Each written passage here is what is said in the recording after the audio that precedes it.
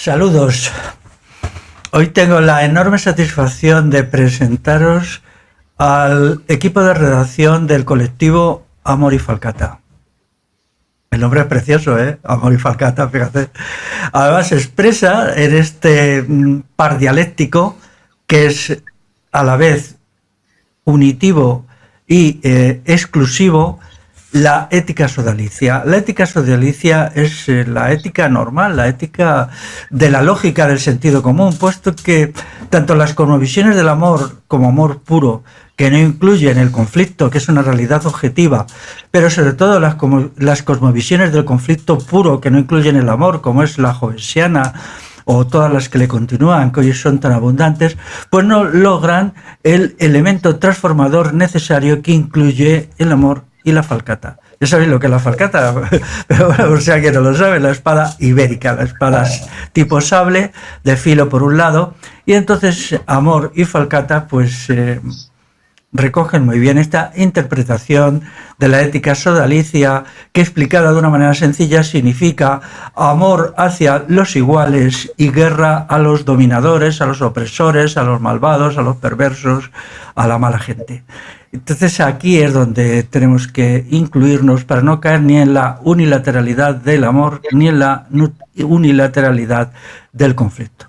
Bueno, están aquí pues por un lado José Francisco, por otro lado Antonio, y voy a decir un poquito de ellos explicando cuáles son sus obras intelectuales más visibles. No digo que sean las únicas, no, ni mucho menos. José Francisco pues es traductor y principal elaborador del prólogo de la obra de Salviano de Marsella sobre el gobierno de Dios.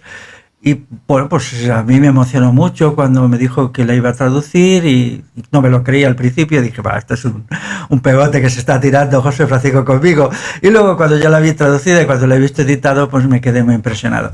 Daros cuenta que curioso, ¿no? Hace 1500 años que se escribió. En 1500 años no han tenido ocasión ni momento para traducirla del latín al castellano ni a ninguna de las otras lenguas peninsulares. ¿Por qué, verdad? ¿Por qué no la han traducido, no? Quizá porque es demasiado subversiva, ¿no? Demasiado antisistema, demasiado revolucionaria. Salviano de Marsella, pues es un monje de Lerins, del monasterio de Lerins, y tenemos José Francisco y yo un vídeo explicándolo. Entonces, bueno, pues él hace el prólogo, yo le eché una pequeña manita y ha quedado aquí. Es un libro complejo, difícil, ahora lo trabajaremos más adelante en otras intervenciones orales. Antonio Hidalgo Diego, pues es autor de un libro para mí fundamental, que es el Minotauro en Alcácer. Solo os diré que el análisis que hace él de Sade, del bellaco y villano Sade, que a mí me cae tan mal, pues es magnífico. Además es un análisis muy trabajado, muy elaborado. Él va buscando obra tras obra, explicación tras explicación, texto tras texto. Realmente es un trabajo de investigación de los que a mí me gusta. Estos trabajos que necesitamos para salir del estado de indigencia mental, de confusión, de entontecimiento mental. También es muy bueno la investigación sobre Nietzsche. En realidad podríamos decir que es un libro de filosofía más que otra cosa. A Simone de Beauvoir, esa machista horripilante, la pone en su sitio también. Y luego hace muchas pues incursiones en el mundo del cine, de la música actual, incluso alguna vez hasta de los videojuegos, creo recordar. Bueno, yo de ahí no tengo ni idea, por lo tanto supongo que será más o menos así. Y entonces queda un libro muy agradable de leer y que se aprende mucho leyéndolo. Bueno, pues Antonio y José Francisco son los que forman el equipo de redacción de Amor y Falcata, el equipo que tiene a su vez una página. Si algo digo que no está bien me lo corregís luego, y vamos a ver cómo avanzamos en la comprensión de este proyecto tan interesante, este proyecto revolucionario de aportar a nuestra sociedad nuevos conocimientos y nuevos saberes. Bueno, pues entonces pasemos a que os presentéis vosotros a vosotros mismos y ya os cedo la palabra. ¿Quién empieza primero? Antonio. Venga, va. Pues yo soy Antonio Hidalgo Diego, vivo en Cataluña y, bueno, trabajo como profesor de enseñanza secundaria y, bueno, me lancé a la aventura de escribir el libro del Minotauro en Alcácer Y bueno, como participé en el encuentro de transformación integral que se hizo este verano en Navarra, en Ziordia, pues allí es donde surgió el equipo de redactores de Amor y Falcata, del que tengo la suerte de formar parte. Y bueno, allí escribo algunos textos, ¿no? Y bueno, también tengo mi blog, mi página web. Y bueno, pues en eso estamos. Muy bien. Pues yo también, bueno, después de la presentación, la gran presentación que ha realizado Félix, poco más puedo decir de mí. Pero años antes de escribir el libro de Salviano, empecé un blog y también ahí sigo publicando mis artículos. Y ahora hemos comenzado esta nueva etapa junto a otros 5 amigos y ahí seguimos publicando artículos. Muy bien, pues os deseo, la página vuestra se llama Amor y Falcata también, supongo, ¿no? Sí. Muy bien, pues la página actual vuestra es, supongo que parte de la comprensión de que las sociedades contemporáneas han entrado en una nueva fase a partir de todo lo que ha acontecido en el siglo XX, en el 2020, de todos los problemas que hemos tenido, de cómo se ha puesto de manifiesto a través de la crisis sanitaria, la descomposición de nuestra sociedad de muchas maneras, problemas que estaban ahí pero estaban ocultos, ¿no? Y bueno, pues ha surgido una nueva situación política en el plano mundial que está manifestándose a veces también como acontecimientos de mucha tensión, efervescencia popular, inquietud respecto al futuro, y todo esto me gustaría que explicaseis cómo veis la situación actual, cómo veis las sociedades que queréis contribuir a transformar y también a ilustrar con vuestro blog, con vuestra página. Antonio, ¿contesto yo? Sí. Venga, contesto yo. Pues es obvio que ante estas catástrofes múltiples que nos encontramos, que van desde, por supuesto, la destrucción de la persona que se está realizando, que es tremenda, ya desde pequeños en la escuela nos impiden desarrollarnos en ningún sentido, nos impiden movernos, pensar, imaginar, crear, debatir, tener un pensamiento autónomo, crítico. Desde ahí, luego ya la televisión y los videojuegos pues acaban por machacar las mentes y corazones y almas y espíritus de las futuras personas y desde luego pues ese es probablemente el gran problema de la actualidad. Pero también el demográfico es tremendo y eso no se habla en los medios de comunicación, eso se oculta todo lo posible, puesto que están destruyendo también la demografía. Y bueno, el medioambiental también es más conocido, el económico, pero claro, ante estas catástrofes nos hemos decidido y hay que intervenir y hay que ponerse manos a la obra para cambiar esto y por lo menos presentar alternativas que puedan cambiar las cosas, puesto que es muy grave la situación, es muy grave. Y nosotros queremos contribuir a nivel de llegar a las conciencias, a nivel de que la gente pueda pasar de seres pasivos a seres activos y todos, con nuestro granito de arena, podamos cambiar esa situación. Antonio, ¿quieres decir? Sí, no, estamos en un callejón sin salida, ¿no? La falta de libertad que estamos viviendo es asfixiante. Mucha gente va perdida, no sabe lo que hacer, ¿no? Saben que son conscientes, ¿no?, de la situación en la que estamos, de absoluta falta de libertad, de que son los demás los que toman siempre decisiones en nuestro nombre. Y bueno, desde el grupo nosotros lo que intentamos es dar salida con ideas, con aportes, con textos a esta inquietud que ahora mismo estamos viviendo, ¿no? Y porque, bueno, es un mundo que está destinado a desaparecer. Así que tenemos que construir uno nuevo, ¿no? No nos podemos quedar en la crítica, sino que tenemos que criticar y al mismo tiempo construir una sociedad mejor. Uh-huh. Ahora mismo en el terreno de las ideas estrictamente y como reflejo de las convulsiones que está habiendo en la base objetiva de la sociedad, estamos viviendo la decadencia del progresismo de la izquierda y el ascenso de la derecha, es decir, hay una derecha, y de los fascismos de la extrema derecha, la izquierda y el progresismo ha hegemonizado el panorama político y el panorama cultural desde el final de la Segunda Guerra Mundial. Los cambios, sobre todo con la crisis económica de 2008-2014, han hecho que todo esto entre en recesión, ¿no? Entre en retirada. Al progresismo le cuesta cada vez más mantenerse, a la izquierda pues es un barco a la deriva, aunque todavía hegemoniza.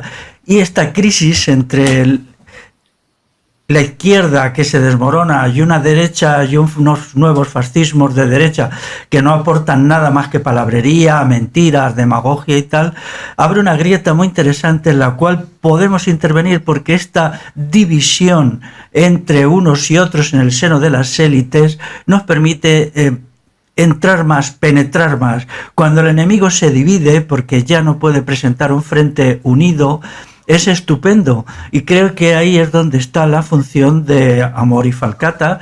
Algunas cosas que he leído una vez que he entrado, yo tengo poco tiempo por desgracia, una vez que he entrado en vuestra web, creo que es ahí donde hay que estar, ¿no?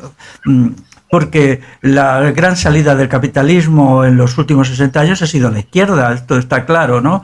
La gran remedio, pero ahora eso ya empieza a tambalearse y hay que evitar que esta derecha nueva, demagógica, absolutamente vacía de todo, que no tiene nada que decir, pues hegemonice. Y creo que es ahí donde tenemos que estar nosotros aportando nuevas ideas y nuevas propuestas. ¿Cómo veis vosotros esta cuestión? Vamos a ver, nosotros hablamos desde la voz del pueblo, pero no porque queramos representarle, ni mucho menos, ¿no? Sino porque nosotros formamos parte del pueblo, ¿no? Y bueno, yo hablo un poco de mis vivencias personales y no de los debates que el sistema, a través de los medios de comunicación, a través de sus intelectuales, pretenden que nosotros entremos al trapo de todo esto, ¿no? En los textos yo creo que le damos bastante caña tanto a la izquierda como a la derecha, ¿no? Por ejemplo, en la editorial de enero que hemos publicado hace unos días, pues, por ejemplo, estamos espantados, ¿no?, de la actuación del gobierno de izquierdas que tenemos, ¿no?, respecto a asuntos fundamentales, ¿no?, como las medidas que se están tomando, que son muy restrictivas contra la libertad, ¿no?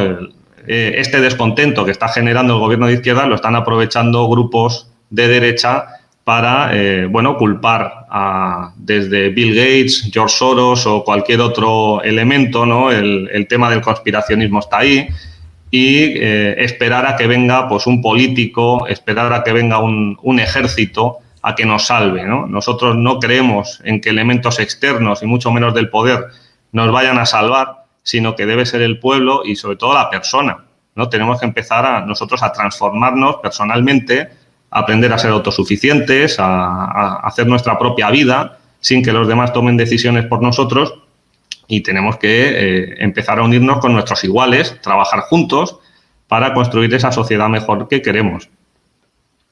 Uh-huh.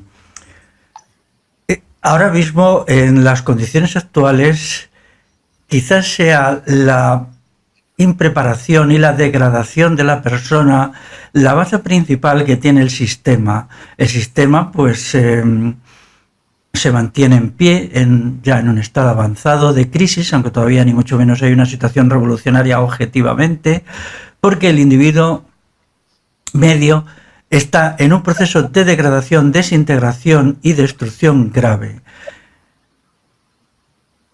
En este asunto, cuando tú, José Francisco, hiciste el libro de Salviano, intentaste ver este asunto, ¿no? Más que nada porque el libro de Salviano, por una parte, es un texto histórico, nos informa de qué pasa en el siglo V de nuestra era, es la principal fuente histórica sobre los acontecimientos del desmoronamiento final del Imperio Romano, pero al mismo tiempo es un texto sobre el sujeto, sobre la reconstrucción del sujeto después del periodo de destructividad tan enorme que había sido el mundo romano, ¿no? Él forma parte del monacato cristiano revolucionario, y entonces ellos no ofrecen solamente salidas políticas o salidas económicas, que esa era la monomanía y la locura de la gente.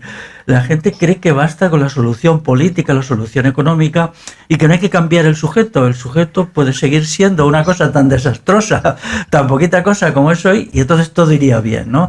Estas son, pues, toda la basurilla que surge de la Revolución Francesa, que es el politicismo, el economicismo, todos estos sismos destructivos y tal. Entonces, sin embargo, nosotros sabemos que no es así, que la transformación del individuo es una condición necesaria para la transformación de la sociedad.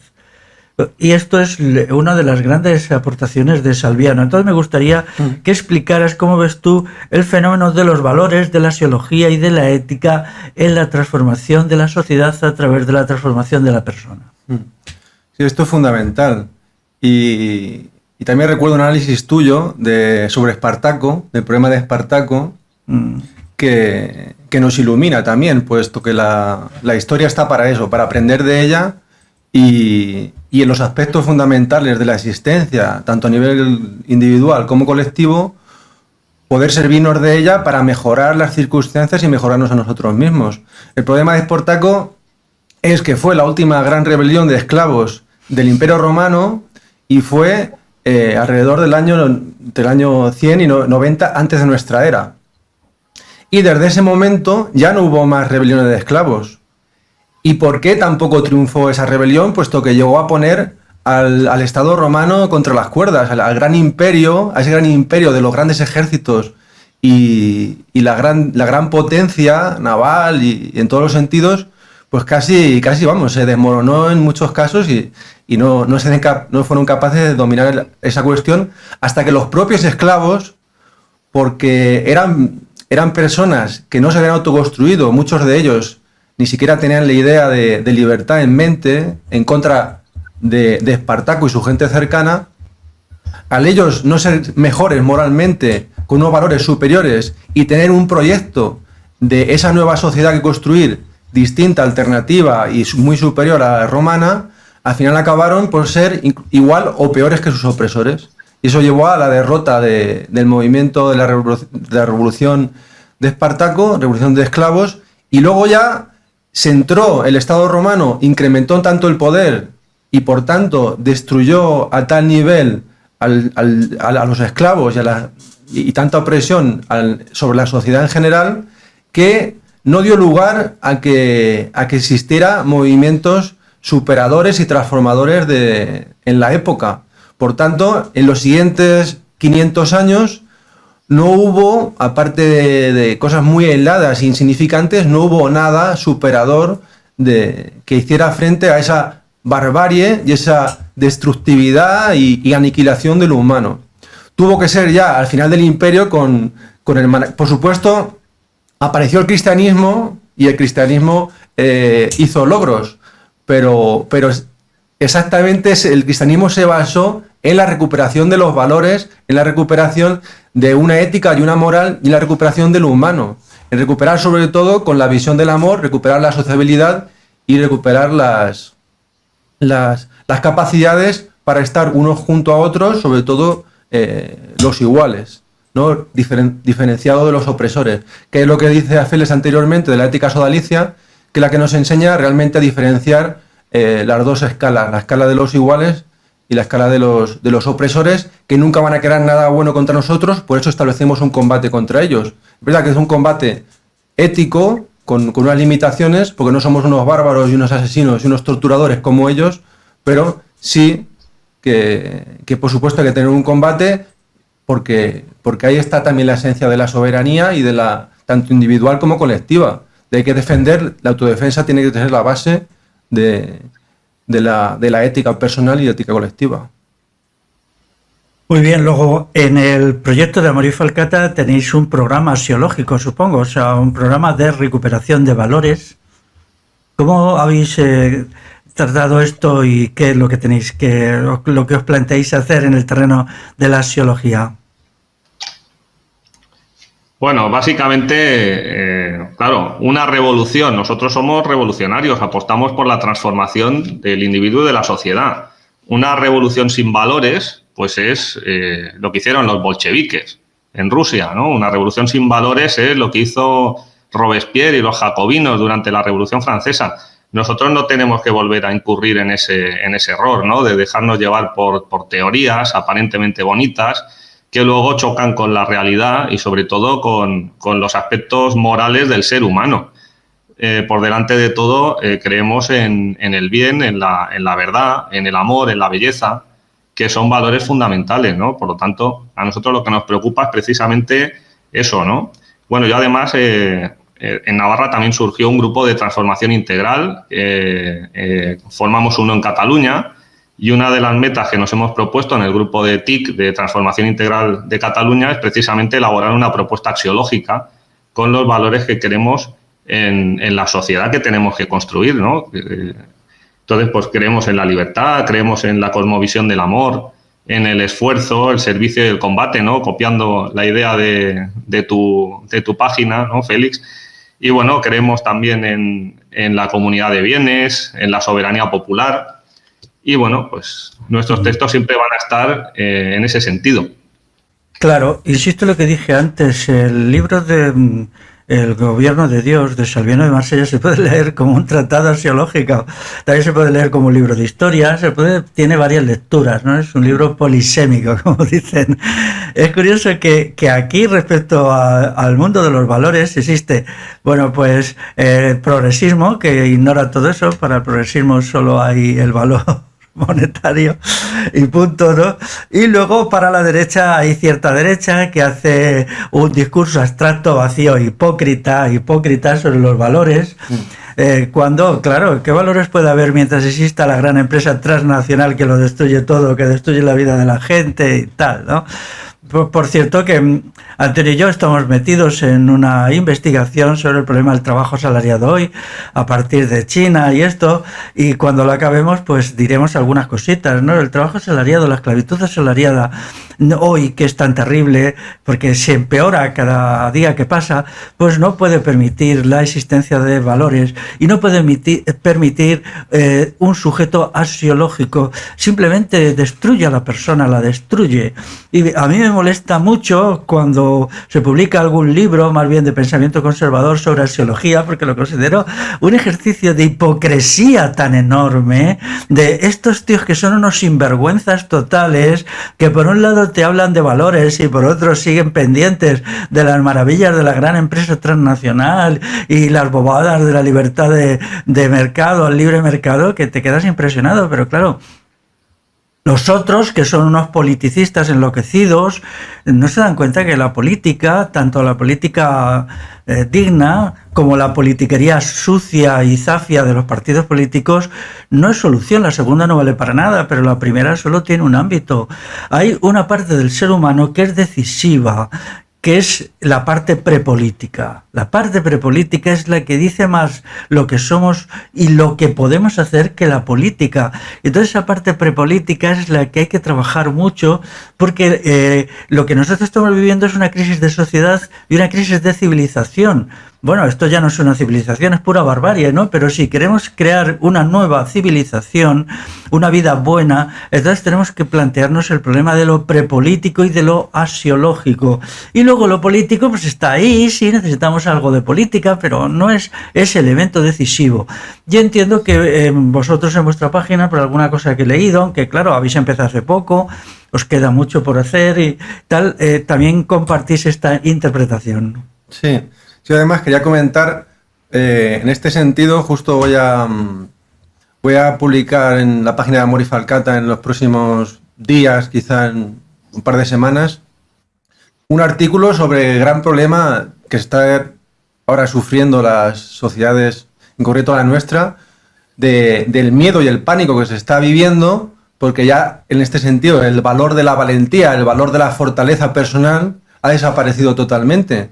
Están inculcando un nivel de miedo y de terror en la gente a través sobre todo de sanitario, el terror sanitario, pero luego en todos los sentidos, y es un problema tremendo y debemos recuperar ese aspecto de la persona, puesto que si no, no podemos hacer nada. Si vemos todo el día aterrorizados, con temor de decir una cosa, de decir otra, no poder hablar, no poder sentir, no poder expresarnos, no poder pensar, no poder debatir sobre las cosas, se atrofia todo, nos atrofiamos por completo.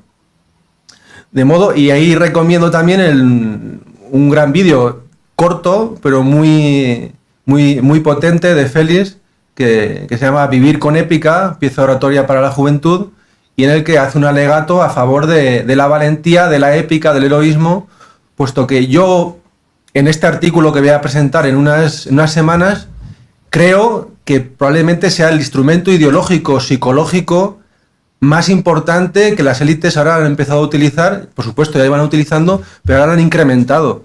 Y en el artículo me pregunto si veremos dentro de unos años si continúa esto, hasta dónde se llegará, puesto que está creando un estado de psicosis, de paranoia, de total aniquilación y miedo muy, muy, muy preocupante. Sí, yo quería comentar también que el miedo nos lo tenemos que quitar de encima, ¿no? El libro que he publicado creo que es bastante valiente y bueno, aquí estoy bien y sin ningún tipo de miedo y con un estado de tranquilidad personal y de satisfacción enorme, ¿no? Con lo cual he ganado personalmente, ¿no? Con este acto que tenemos que a veces son, bueno, resortes que nos impiden ahí progresar, avanzar, decir lo que queramos y no nos desarrollamos, ¿no? Como personas. Y bueno, también Félix, has comentado el proyecto que tenemos, ¿no? Del texto sobre el modelo del capitalismo industrial chino y bueno, queremos hablar de la figura de un poeta, ¿no? Xu Liji, o no sé cómo se pronuncia en chino, la verdad. Y bueno, estamos preparando ahí un texto bastante interesante y decir que básicamente yo me he basado en mi experiencia personal como ex trabajador de SEAT durante 2 años. Entonces, bueno, antes que hablabas, ¿no?, de cómo la gente de derecha se atreve a hablar de axiología, pues quizá porque ellos no se han puesto nunca el mono de trabajo y no saben realmente lo que es sufrir determinadas circunstancias, ¿no? Efectivamente, si no se les callaría la boca. No saben lo que es este tipo de trabajo, cómo destruye completamente al ser humano, ¿no? Ya lo explica Harry Braverman en su famoso libro, ¿no? Harry Braverman explica cómo el trabajo actual va destruyendo a la persona, la va vaciando de todo, la va dejando convertida como en un sujeto embrutecido. Pero hay más estudios que lo dicen también, muchos estudios que ya se hicieron en el siglo XIX sobre el trabajo asalariado, sobre todo en su versión fabril o industrial, que es un mecanismo para la trituración planificada de la persona, el vaciamiento axiológico del sujeto.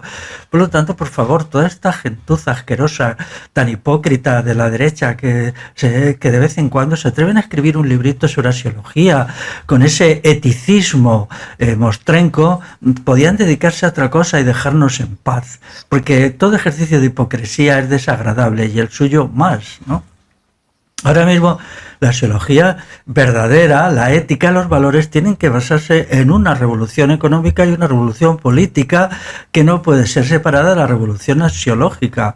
Pero también es verdad que la sociedad nuestra es la peor, porque incluso en el mundo romano, por ejemplo, Plutarco, que era tan leído en el siglo II, en Roma todavía tenía la valentía y la virtud como una criterios a enseñar, como atributos del sujeto que se enseñaban en las escuelas de la época, y todo eso se ha eliminado. ¿Hasta qué punto nos han convertido en basura construida desde arriba? O sea, se supone que el sistema educativo es racionalista. Yo tampoco veo ningún racionamiento, solo es una pataola memorística absurda, pero bueno, hay un retroceso, ¿no? Todavía el mundo romano, el mundo clásico, formaba personas. Hoy, ¿qué forma el sistema actual? ¿Qué forma? Seres nada, seres destruidos.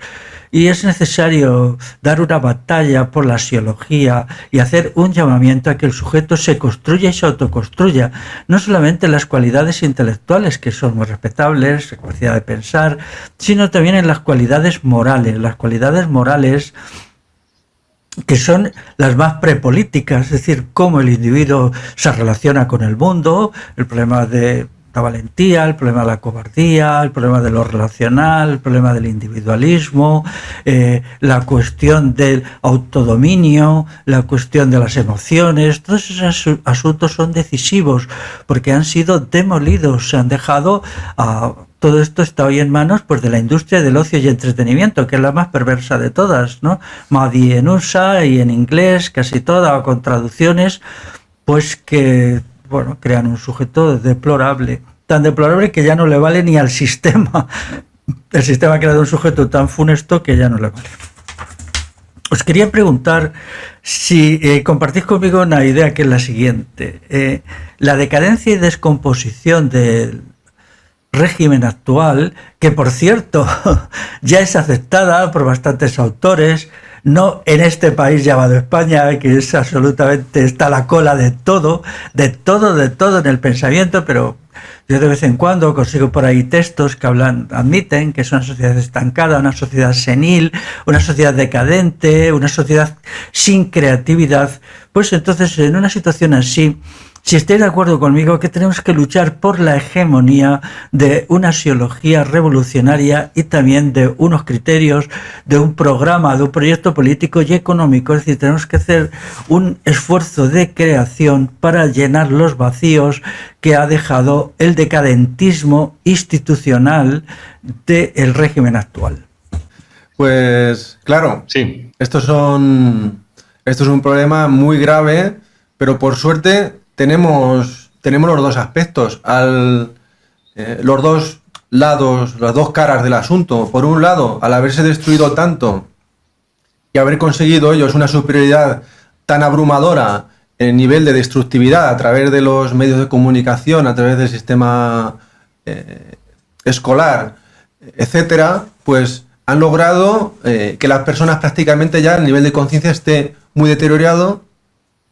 Pero por otro lado eso ha provocado que se relajen en cuanto al nivel de producción intelectual, en cuanto a la batalla de ideas, sus propuestas, sus creaciones intelectuales, ideológicas, morales, éticas, sus propuestas son nulas prácticamente y lo que producen es risible. O sea, prácticamente no tiene nada de valor, ni nada de profundidad, ni nada de complejidad, ni nada de grandeza.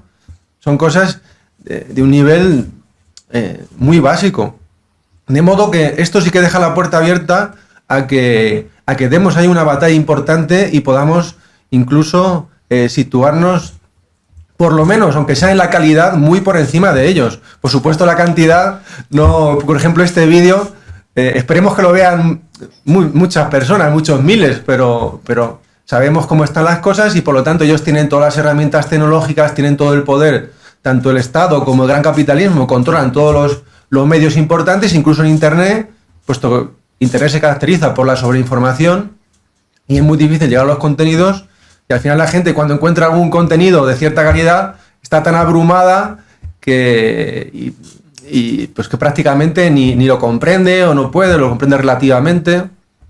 De modo que por lo menos en la calidad yo creo que ya les estamos ganando y vamos a seguir en esa línea.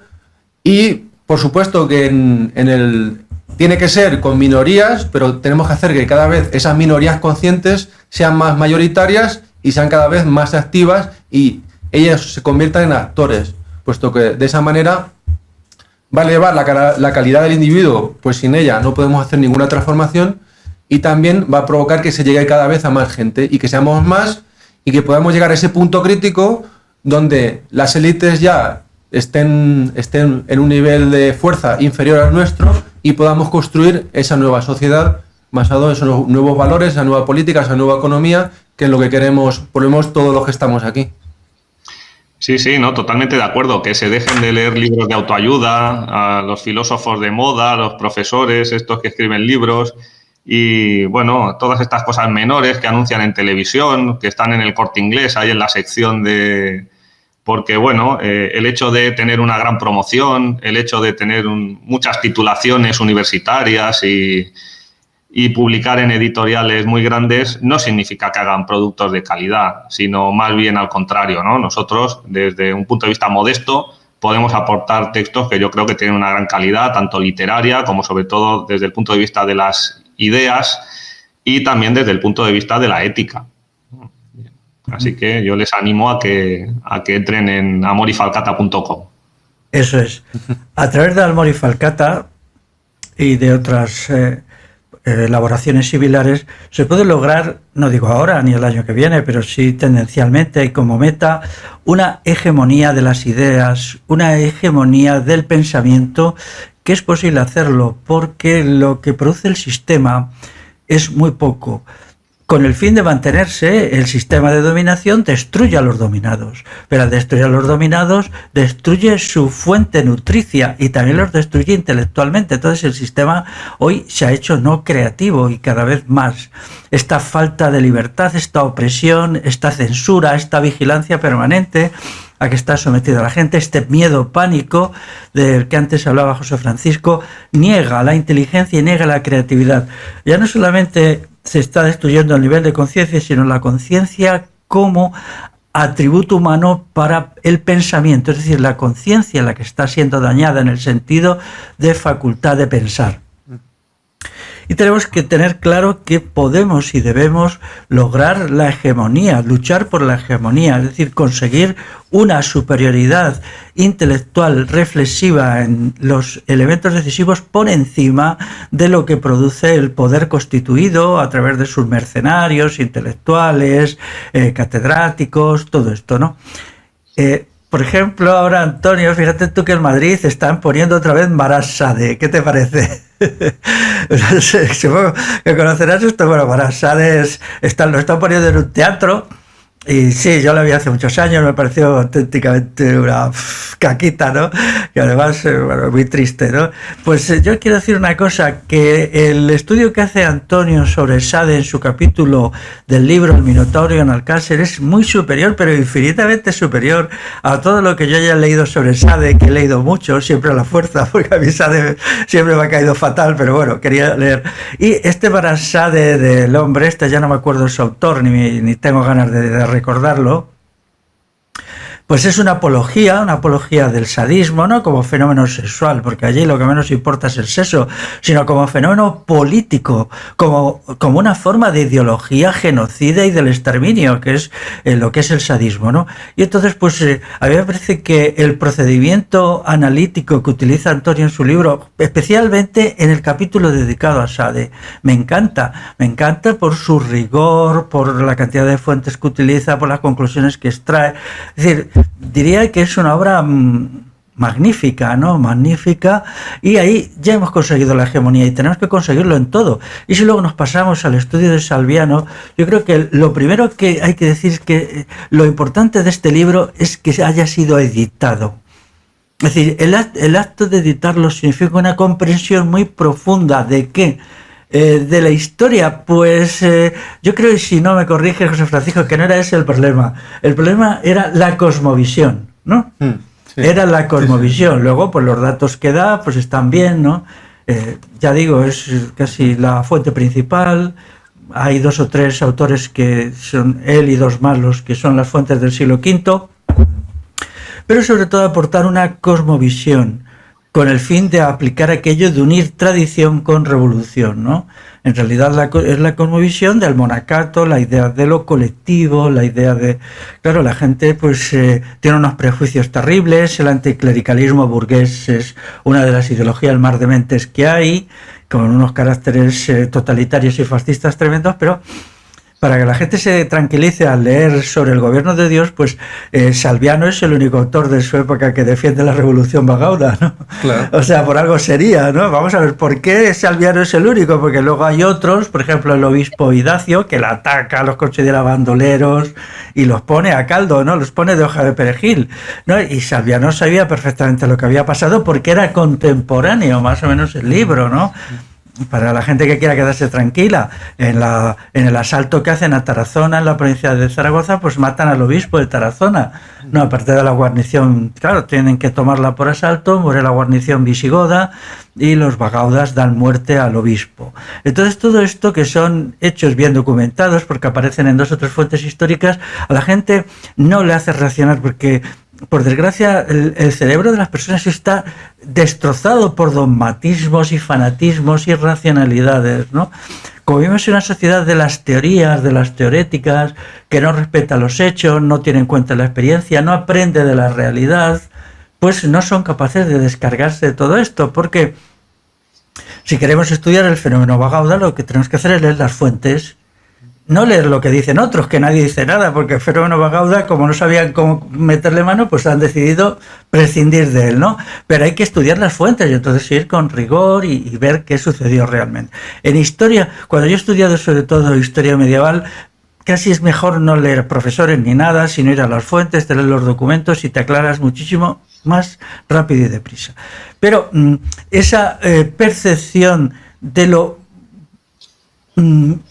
axiológico de los valores, de cómo necesitamos una nueva concepción del ser humano, ¿no? Porque aquí lo que está en juego es cómo ser humano. Y eso, cada civilización ha tenido su modelo de ser humano, ¿no? O sea, esa idea de que el ser humano, esta idea del igualitarismo, somos todos iguales. Primero, que no somos todos iguales, ¿eh? Y no queremos serlo. Yo quiero ser yo, tú quieres ser tú, y ya está, ¿no? Cada cual tenemos que ser lo que somos y no atenernos a un molde. Pero es que a lo largo de la historia hay diferencias enormes entre lo que es ser humano, incluso hoy entre diversas culturas. No es lo mismo culturas que destruyen al ser humano, que lo convierten simplemente en un sujeto que se somete, que obedece, que no piensa por sí mismo, que culturas en donde hay un respeto por el individuo, un promover la iniciativa individual. Todas estas cuestiones son decisivas, y entonces estos diversos modelos que ha habido en la historia de ser humano, de persona, entonces hoy tiene que plantearse el problema y responderse ¿qué es ser persona hoy? Y esto, la aportación que hace Salviano, aunque nos separen 1500 años de cuando él vivió, es decisiva, ¿no? Para no caer en el politicismo, ¿no? Entonces, dito algo de esta cuestión de José Francisco. Sí, no, es fundamental. Porque, como he comentado antes el caso de Espartaco, si no hay sujetos de calidad, si no hay personas autoconstruidas, con unas capacidades mínimamente desarrolladas, tanto en la inteligencia, en la fuerza de voluntad, la fortaleza, la capacidad para resistir sufrimientos, la valentía para hacer las cosas. Si la persona no tiene un mínimo de cualidades en este sentido, no se puede hacer nada. Simplemente son esclavos sumisos, obedientes, que no necesitan ni pensar, ni llevar adelante grandes empresas, ni plantearse grandes planes, simplemente esperar que le digan lo que tienen que hacer y ya está. Pero claro, ahí no queda nada de la persona. La persona ahí simplemente languidece, se deshace como un azucarillo y claro, para ser explotado y para ser manipulado constantemente sirve, pero de ahí es el fin de la humanidad. Quizá dentro de 50 años nos encontremos que ya se ha destruido completamente al ser humano, como plantean algunas distopías de la ciencia ficción, y entonces, claro, ¿qué va a quedar? ¿Qué va a quedar del humano? ¿Va a desaparecer totalmente? Pero yo creo que eso no va a ocurrir, pero es una posibilidad que está ahí. Pero claro, hay que combatirlo. Para no dejarnos destruir completamente, tenemos que ponernos manos a la obra, tenemos que sacar energía dentro de nosotros mismos y desarrollar nuestras capacidades integralmente, ¿no? De una manera holística. La parte de la inteligencia, la parte de la voluntad, la parte de la sensibilidad, la parte del afecto, la parte de la sociabilidad, que hoy está tan destruida, la valentía, ¿no? Que no hablemos de ella en qué situación está.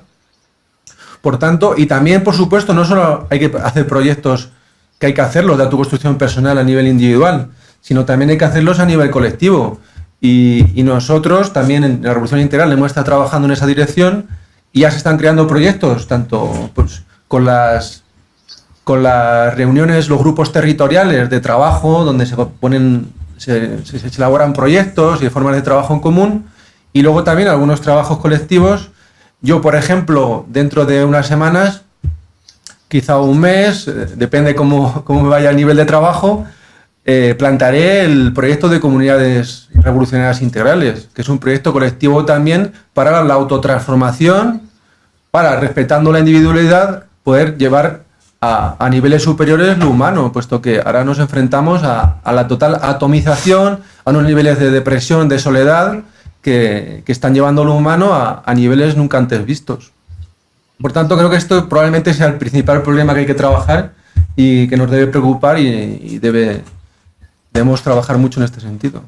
Sí, nosotros no lo vamos a permitir, vamos a luchar para evitar esa destrucción del ser humano, ¿no? Que parece que está programada y que están llevando a cabo, pero se lo vamos a poner muy difícil, ¿no? Por ejemplo, si en Madrid ya tienen que poner el bodrio ese de Marat Sade, como has comentado, es porque lo tengo contra las cuerdas. Les has pateado el hígado, Antonio. Antes dice que sacaste esa basura. Además, es que incluso como teatro, ¿tú lo has visto? ¿Tú, Antonio, lo has visto, no? No la he visto, bueno, no te pierdes nada, no te preocupes. Yo sí lo he visto por ti, realmente repugnante. Además, es que es una deificación. Ya solo falta que a los espectadores les obliguen a arrodillarse delante de Sade, que era un impresentable en todos los sentidos, como persona, como escritor. Yo me aburría leyendo sus libros, qué pesado el tío, esa forma tan engolada de escribir, tan pesada, tan paternalista, que es realmente, bueno, luego todo su pensamiento, toda su obra, el daño que ha hecho a la sexualidad, porque al tener ese criterio, pues claro, la sexualidad se convierte en una forma de tortura, en un terrorismo, ¿no?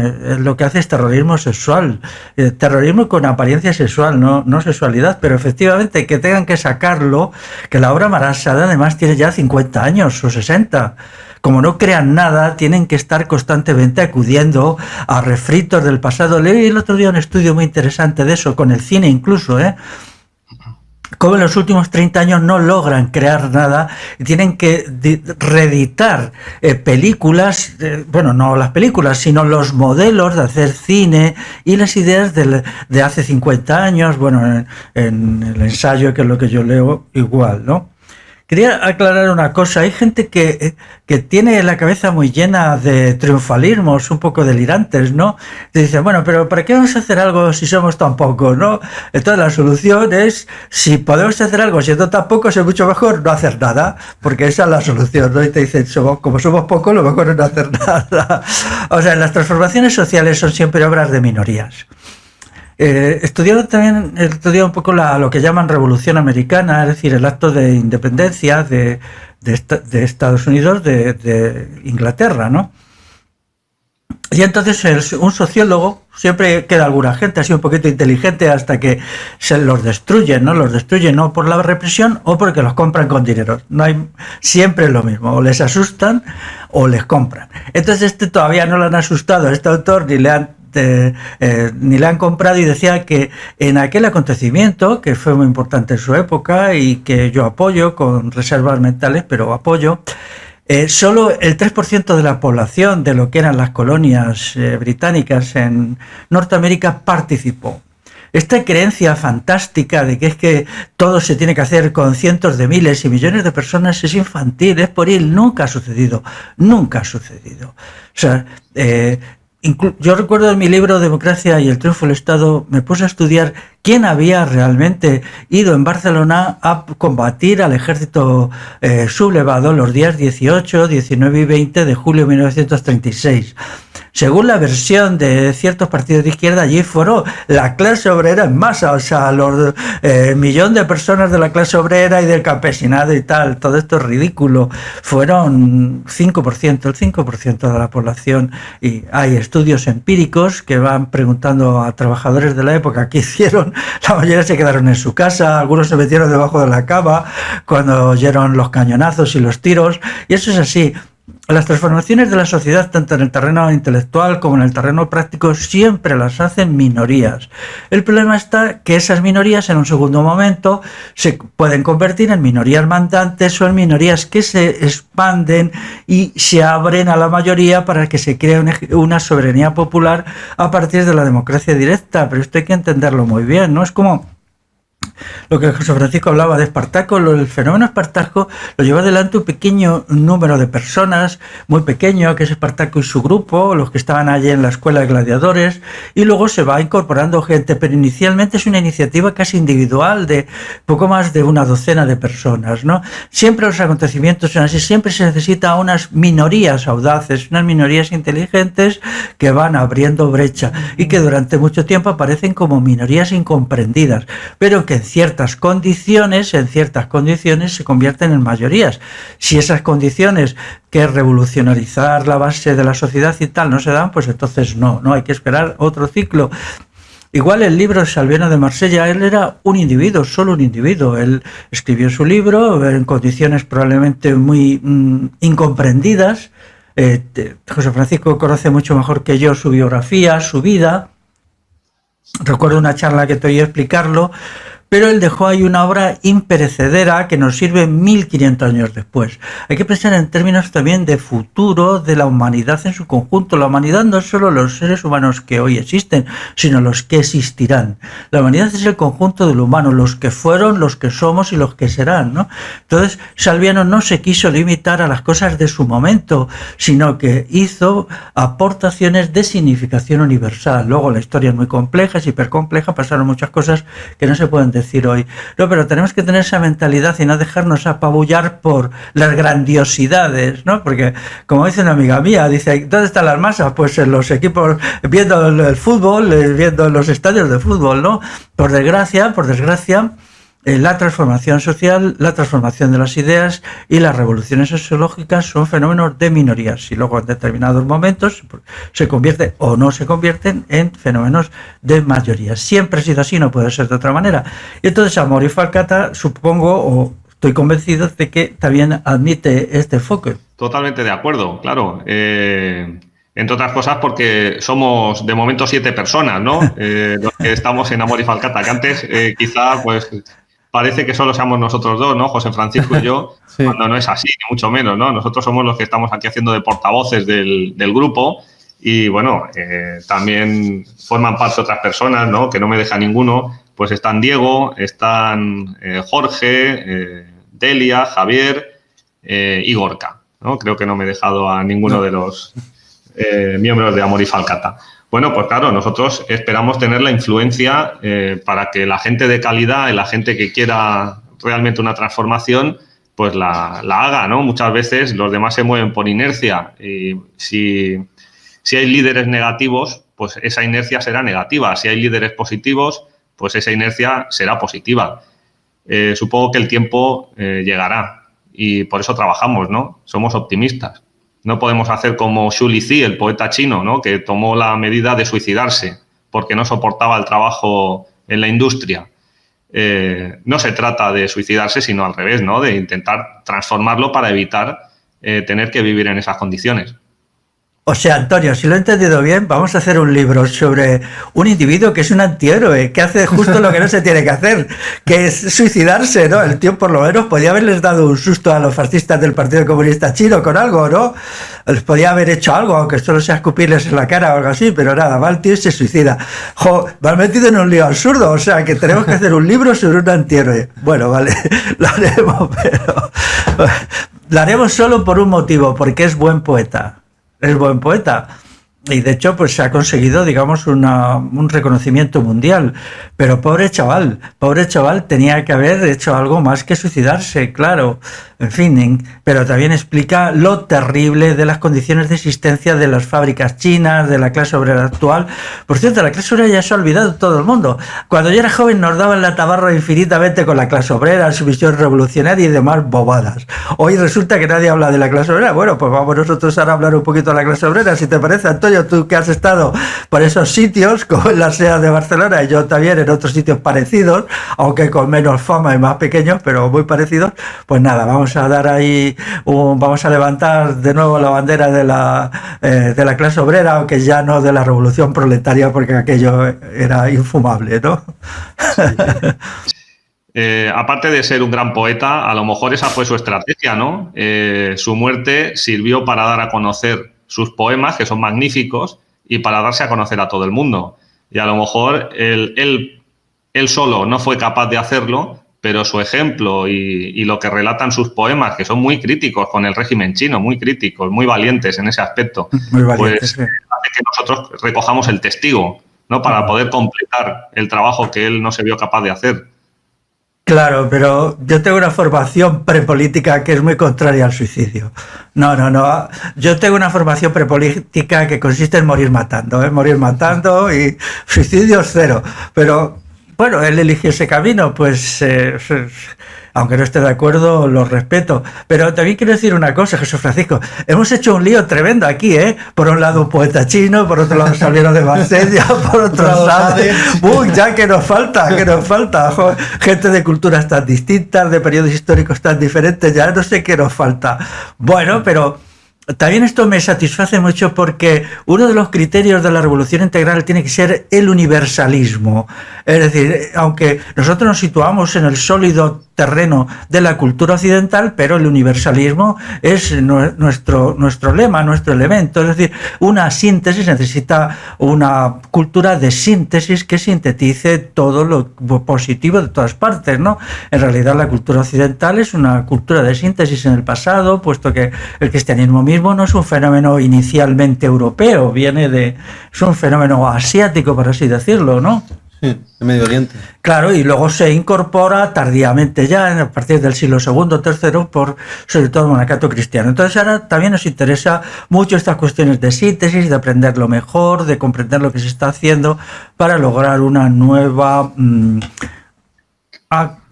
acumulación cultural y acumulación de ideas, valores, programas, idearios y lemas que nos permita responder a lo que hoy sucede, que es una crisis realmente mundial, ¿no? Yo hablo de las sociedades contemporáneas porque son las de todo el mundo. Y así es. Claro, y en este sentido voy a comentar algo en defensa del cristianismo, puesto que como ha aludido Félix Consalviano y en general pues se ha atacado, se sigue atacando, aunque ahora ya prácticamente se ha olvidado, pero claro, fueron esas gentes que estaban siendo destruidas, trituradas, aculturadas por el Imperio Romano, que antes habían sido por el Imperio helénico de descendencia macedonia, y además también por los imperios asirios, por supuesto, pero en esa época eran los imperios mediterráneos los que estaban destruyendo, en este caso el Imperio Romano, y esas personas estaban viendo cómo se estaba desapareciendo su idiosincrasia, cómo ya su cultura se iba triturando totalmente, porque, en gran parte de esa helenización también habían llegado a ellos la filosofía cínica, sobre todo, que le había aportado bastantes elementos al cristianismo, que eso, por supuesto, nunca se estudia, se oculta. Pero esas minorías, sobre todo centrados en el movimiento esenio, que eran unas gentes de las que debemos aprender mucho, puesto que ellos realmente son los originarios de los creadores del cristianismo, esa gente desarrolló una estrategia para poder sobrevivir, simplemente como pueblos, incluso se puede decir una estrategia nacionalista, puesto que estaban siendo exterminados tanto pues, los pueblos, las tribus esenias y las demás otras tribus de esa zona de Palestina y Jordania, sobre todo Palestina. Y por tanto, hay que entenderlo también en este sentido. Se tiene que dejar ya de manipular constantemente el cristianismo y verlo realmente desde el estudio histórico, el estudio crítico, el estudio político, el estudio de los valores y el estudio también desde el punto de vista revolucionario, que tenemos muchísimo que aprender. Y ante el odio, el poder y la opresión de Roma, ellos desarrollaron una cosmovisión del amor, de si estamos juntos y horizontalmente por medio de asambleas sabemos convivir y sabemos desarrollar y convertirnos en sujetos capaces de vivir la integralidad de la vida, no hace falta ni esos poderes tiránicos que al final nos acaban aniquilando y destruyendo todas las culturas. El mejor ejemplo es en la actualidad, con la globalización, cuanto estados más opresores hay, ya las culturas están desapareciendo. No sé si desaparecen unas 20 o 30 lenguas al año, no recuerdo exactamente el número, está por ahí, y esto a este ritmo sigue. Y al final, como siga así, va a llegar un punto de que ya no queden culturas propias, ni quede ningún tipo de resistencia a esto. Y por supuesto que tanto Salviano como otras partes del cristianismo nos pueden ayudar a comprender mucho. Uh-huh. Bueno, y como pregunta final, ¿qué le diríais a las personas que vean esto, que estén interesadas en el proyecto Amor y Falcata, que quieran conocerlo mejor? ¿Qué les diríais?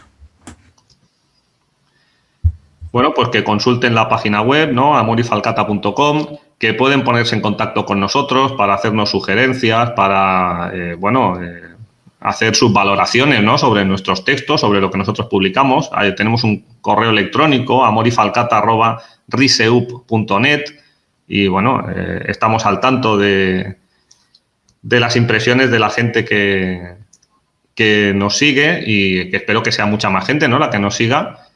Y bueno, pues que también tenemos pensado no solamente hacer textos escritos, sino que ya hemos empezado a grabar audios para la gente que durante el trabajo pues tenga la oportunidad de escucharnos, ¿no? Por ejemplo, ya tenemos la primera editorial, la de enero, grabada en audio, ¿no? Y bueno, pues que se animen y que... Sí, ahí se puede encontrar en iVoox, ¿no? Hemos creado el canal de iVoox y también se creará un canal de YouTube donde se subirán los audios y, por ejemplo, este vídeo también se subirá allí para que la gente nos pueda conocer mejor y en otras plataformas, puesto que ya sabemos que en YouTube sobre todo se están lanzando a un nivel de censura que a ver cuánto duramos, ¿no? Cuánto duramos la gente que simplemente tiene una opinión distinta a la oficial. ¿Cuánto podemos durar en estas plataformas? Pues tanto, también animo a la gente a que se esfuercen en, cuando es necesario, pues buscar la verdad y buscar opiniones alternativas y que ellos creen en otras plataformas que no sean las de mainstream, por utilizar un anglicismo, perdónenme, y las de las masas. Entonces, por favor, pues busquen en otras plataformas que de momento pues son menos censuradas y nosotros vamos a intentar estar en todas. Claro, hay dos cuestiones importantes, que son, por un lado, las personas tienen que dejar su situación de pasividad, sobre todo las personas más conscientes, y planear cómo pueden intervenir, cómo pueden hacerse activas. La pasividad no es buena manera de existir para el individuo. Uno tiene que comprometerse, responsabilizarse, dar la cara, ponerse de pie. Y eso es una cuestión individual. El individuo no puede ser solo un espectador, un observador, un consumidor de productos intelectuales. No, tiene que ser un sujeto activo, un sujeto que se hace responsable, que interviene. Eso es una parte decisiva de la formación intelectual de uno y de la formación personal, y que no se aprende en ningún libro y no se aprende en ninguna facultad, porque es algo que tiene que aprenderse en la experiencia, haciéndolo. Y en segundo lugar, que tenemos que desconfiar cada vez más de Internet y estos medios, porque se nos escapan, y tenemos que buscar el contacto personal, de tal manera que este contacto personal, estar frente a frente, quiero decir, sentados uno enfrente del otro, esta comunicación física es lo fundamental. Las cosas se han llevado demasiado lejos, hay como una locura, esto de que era fácil, que era cómodo, Internet, y ahora cuando vemos cómo está la cosa en Internet, de la censura, de la exclusión,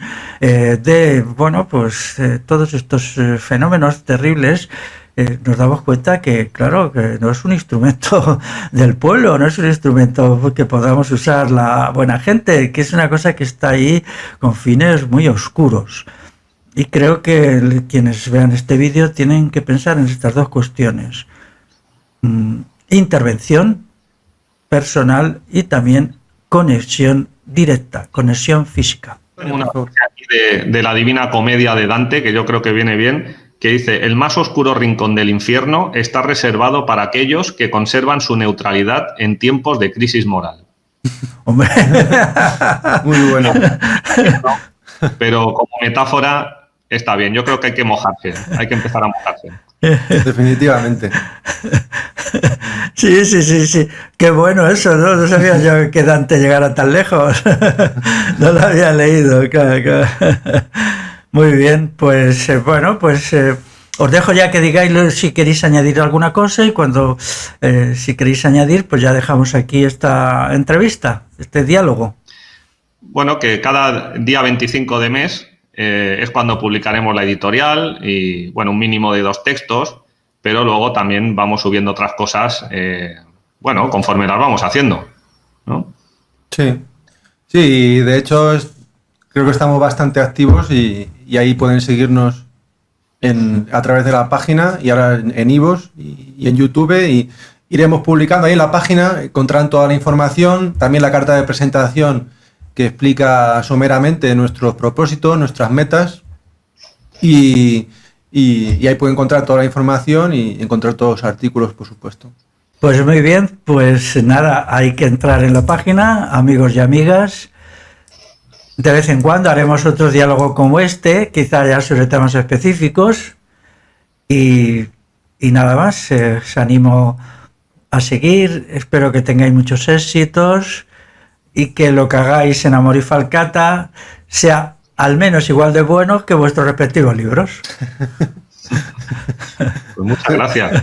Muchas gracias. Gracias a vosotros. Hasta pronto.